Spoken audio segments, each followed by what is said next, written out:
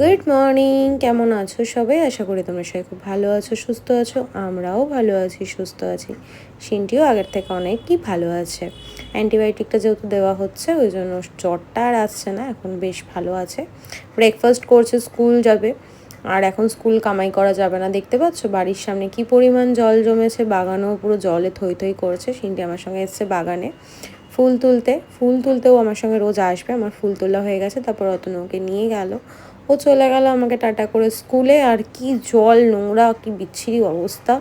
তারপর ঘরে এসে অতনু ফ্রেশ হলো, ঠাকুর প্রণাম করেও বেরিয়ে গেল। তারপর আমার যে রুটিনের কাজ থাকে, জামা কাপড় কাচা ধোয়া হয়েছে সেগুলোকে আবার সুন্দর করে গুছিয়ে জায়গায় রেখে দিই, নাহলে পরে আবার মেসি হয়ে থাকবে। এদিক ওদিক জামা কাপড় ছড়িয়ে থাকলে না আমার ভালো লাগে না। জায়গায় গুছিয়ে রাখলে আমার মনে হয় হাতের কাছে থাকলে আমি যখন যেটা দরকার হবে তখন সেটা পেয়ে যাব। জামা কাপড়গুলো আগে ভাঁজ করে নিলাম, তারপর জায়গায় গুছিয়ে রেখে দিলাম। আর আমার পুরো ওয়ার্ড্রপ সবসময় গোছানোই থাকে। যার ওয়ার্ড্রপে তার জিনিস আমি সব গুছিয়ে রেখে দিলাম। জায়গা নেই আর রাখার। আমার একটা ওয়ার্ড্রপ হলে ভালো হয়। সব একদম মানে কি বলবো, রাখলে পরে না সে কুঁচকে যায়, ঠেসে চেপে ভরে রাখতে হয়। কিছু করার নেই, বাড়িতে আর জায়গাও নেই যে আমি নতুন করে ওয়ার্ড্রপ করবো। এই ওয়ার্ড্রপটা আমি নতুন করেছি সিনটির আর গপুর জন্য, পুরো ভরে গেছে। অতনুরটা তো দেখতেই পাচ্ছ, প্রচণ্ড চেপে চুপে আমি র্যাকগুলো তুলে লিটারালি জামা কাপড়গুলো রাখি। তারপর একটু ঘরের কাজ করে নিলাম, সোফাটা একটু পরিষ্কার করে নিলাম। এখন বাজে 10:20 মতো। মালাদি এখনও আসেনি, কখন আসবে জানিও না। আর ভালো লাগে না, মালাদিকে নিয়ে যে আমি কি ভুগছি কি বলবো। কাজে মাঝে মধ্যেই আসছে না, তাই নিজেকেই সবটা করতে হয়। ঠাকুরের বাসনটা এক্সট্রা মাজতে হয়, আর ঘর তো আমি মুছি। দেখো রান্নাঘরেও আমার সব কাজ হয়ে গেছে। একটা হাঁড়িতে চাল ধুয়ে রেখেছি আর একটা হাঁড়িতে দুধ রেখে দিয়েছি, ফ্রিজ থেকে বের করে যেহেতু রেখেছি। গরম একটু পরে করবো, সঙ্গে সঙ্গে গরম করলে কেটে যা স্যাঁতস্যাঁতে ওয়েদার, জামা কাপড় কিছু শুকাচ্ছে না, কি বাজে পরিস্থিতি। আর ঠাকুর ঘরটা দেখো কি ভালো লাগছে। এই লাইটটা না বড় চোখে লাগছে, ভাবছি লাইটটা চেঞ্জ করে দেবো। বড্ড চকমকে, পুজোর সময় লাগালে ঠিক আছে দেখো দিনের বেলা, কিন্তু ঘরে মনে হচ্ছে পুরো রাত্রেবেলা। দুধটা দেখো জাল দিয়ে নিচ্ছি, আর আমার ভীষণ ভালো লাগে। এর আগেও আমি বলেছি দুধ দুধলানো দেখতে আমার ভালো লাগে।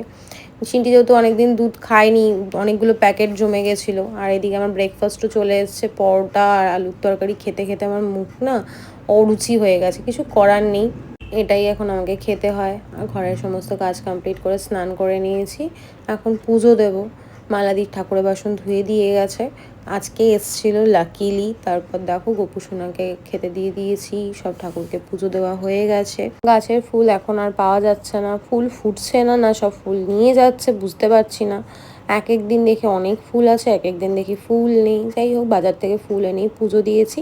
এদিকে অতনু চলে এসছে। মা আজকে লাঞ্চে সোয়াবিন আলুর তরকারি আর গাঠি কচু আলু দিয়ে চিংড়ি মাছের তরকারি করে পাঠিয়েছে। তারপর এখানে চুনো মাছ না, এটা মোরলা মাছের ঝাল করেছে, আর চিংড়ি মাছের মাথা বাটা। আমার ভীষণ ভালো লাগে খেতে।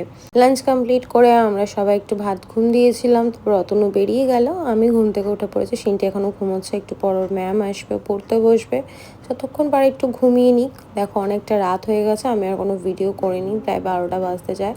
আমাদের ডিনার কমপ্লিট। অতনু আসার সময় পুষোনার জন্য কেক, ললিপপ আর আমাদের জন্য একটা কোল্ড ড্রিঙ্কস, আর তুলোটা শেষ হয়ে গেছিলো সেই জন্য তুলো নিয়ে এসছে।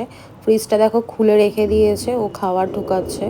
এই কাজগুলো অতনু রাত্রেবেলা করে, আমার করতে হয় না। দুজনে মিলে যদি কাজ না করি না, তাহলে আর এনার্জি থাকে না, কোনো কিছু ভালোও লাগে না। আমার প্রচণ্ড ঠান্ডা লেগেছে, তাই মাকে বলেছিলাম ঝাল ঝাল কিছু করে পাঠাতে, তাই জন্যই মা চিংড়ি মাছটা বেটে পাঠিয়েছিল। আর দেখো সিনটি শুয়ে শুয়ে দেখছে গোপাল ভাঁড়। ম্যাক্সিমাম টাইম আমরা গোপাল ভাঁড়ই দেখি, আমাদের ভীষণ ভালো লাগে। আমাদের তিনজনেরই খাওয়ার সময় গোপাল ভাঁড় চালাতেই হবে, না হলে খাওয়াটা যেন অসম্পূর্ণ। যাই হোক, ভিডিওটা এইটুকুই। তোমরা সবাই ভালো থেকো, সুস্থ থেকো, ভালোবাসা দিয়ে পাশে থেকো। আজকের মতো টাটা।